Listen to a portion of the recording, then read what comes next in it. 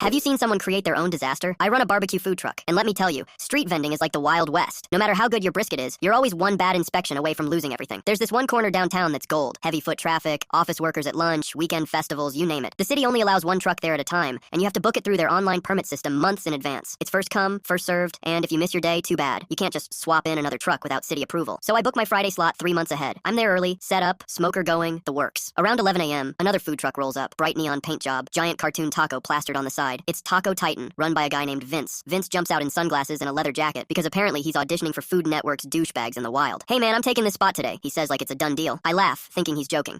No, I've got the permit. You can check with the city, he smirks. Oh, I don't need to check. See, your truck's a dinosaur. I'm bringing in something fresh, Instagram worthy. People want tacos. Cool, I say. You can give them tacos somewhere you're actually booked. Then he drops it. I've been parking here for years without a permit. They never check. And you know what? If you call the city, I'll just tell them you invited me. Now, I'm a reasonable guy, but this is my living. My smoker takes 4 hours to get to temp. Moving is not an option. So I tell him straight, if you park here without a permit, that's on you. He parks anyway, right in front of my truck, like literally blocking half my signage. At first, I'm pissed, but then I remember something. Fridays are when the city inspector does his random rounds downtown. They check permits, sanitation, and fire safety. And the inspector, he's a no BS kind of guy. So I do nothing. I serve my customers. Watch Vince set up his taco stand with zero awareness of the trap he's walked into. Around 12:30, here comes the city inspector. Clipboard, reflective vest, radio clipped to his belt. He sees my permit displayed in the window, gives me a nod, then turns to Vince. Permit, please, he says. Vince laughs like it's a joke. Nah, we're good. My buddy over there invited me. The inspector raises an eyebrow. You mean the guy whose permit you're violating? Vince's confidence starts to crack. Well, I've been here before and no one cared. The inspector writes something down. You just admitted to multiple unauthorized uses of a designated vending spot. That's a fine per occurrence. And since you're blocking another licensed vendor, that's an additional violation. Now Vince is sweating. Can I just,